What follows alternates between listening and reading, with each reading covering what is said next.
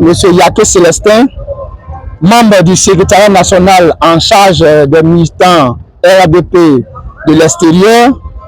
Je suis ici au nom du secrétaire national chargé des militants de l'extérieur, M. Ouattara Dramane dit Odé.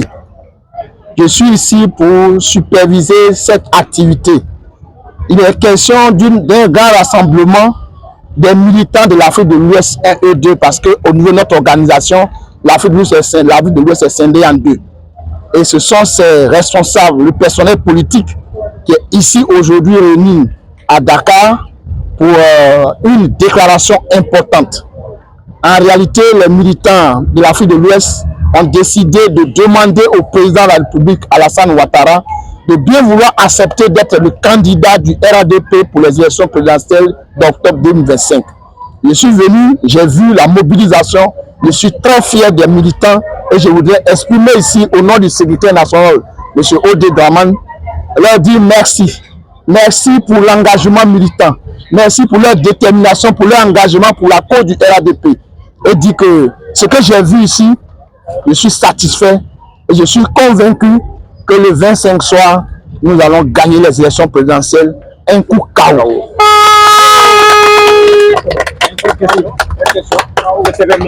Cette activité a lieu à Dakar pour ceux qui sont de l'Afrique de l'Ouest, a lieu au Gabon, a lieu au Maroc, aux États-Unis, au Canada et le coup, c'est à Paris.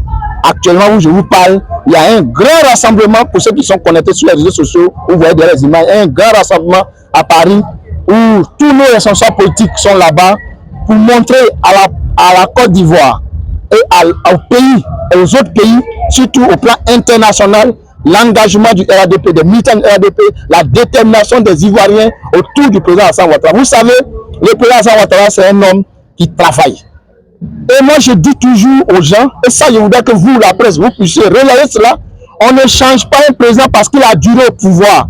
On change un président quand il ne travaille pas.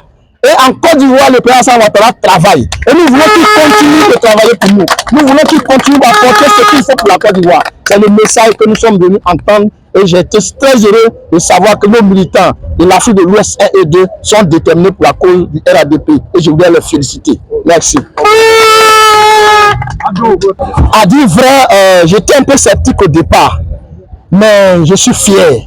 Je suis fier et je voudrais ici exprimer la reconnaissance de la direction du parti à M. Mathias Kwasi, à tous ses collaborateurs et aux délégués extérieurs qui sont venus des autres pays pour faire ce meeting. Je suis vraiment fier. J'ai senti un engagement, un engagement vraiment total de la part des militants. En tout cas, nous sommes fiers parce que la mobilisation est de taille. Et nous sommes fiers, nous voulons dire bravo. Bravo aux militants, bravo, bravo, bravo. Aujourd'hui, c'est un rassemblement pour demander au président Alassane Ouattara d'accepter d'être le candidat. Et l'Afrique de l'Ouest a donné le ton, a dit qu'il faut que le président accepte d'être le candidat de RADP. La suite, c'est que le 20 et 21 juin prochain, il y a le congrès, le deuxième congrès du RADP qui va se faire à Abidjan. Et tous les militants de tous les pays, tous ceux qui sont en Côte d'Ivoire, nous allons retrouver, nous allons retoucher le test. Nous allons encore demander au président de bien vouloir accepter d'être notre candidat. Et c'est ce jour-là que le président Alassane Ouattara va donner sa position vis-à-vis de ce que tous les militants demandent. Aujourd'hui, même à Abidjan, en Côte d'Ivoire, ceux qui ne sont pas RADP réclament le président Alassane Ouattara. Parce que c'est un champion, parce que c'est un président hors pair. C'est quelqu'un qui fait de grandes choses pour notre pays. Quand tu arrives à Abidjan, tu arrives en Côte d'Ivoire, tu te dis, mais c'est pas la Côte d'Ivoire qu'on connaît depuis là. Et je suis fier de ce que aujourd'hui ici à Dakar, nos frères, nos militants, militantes et militants ont confirmé cet engagement auprès du président Alassane Ouattara. Je vous ai dit tout à l'heure qu'on ne change pas un président parce qu'il a dû au pouvoir. On change un président lorsqu'il ne travaille pas. Nous, on voit les preuves du président Alassane Ouattara. On n'a pas besoin de changer.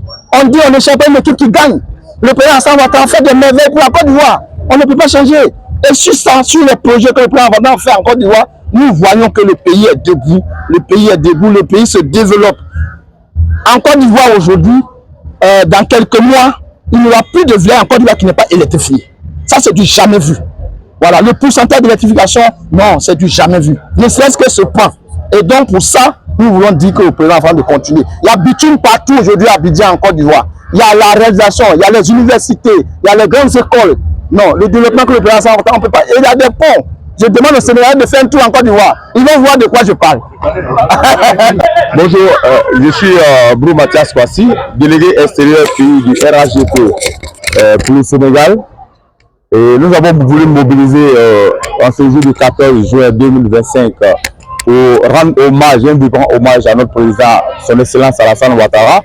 Et cela pour dire au président que, effectivement, c'est le président bâtisseur de la Côte d'Ivoire. C'est le président, comme on dit, 3 étoiles. Et c'est en ce jour qu'on a choisi pour pouvoir lui dire merci. À cet effet, nous avons ici aujourd'hui notre superviseur qui est venu spécialement d'Abidjan pour encadrer cette cérémonie.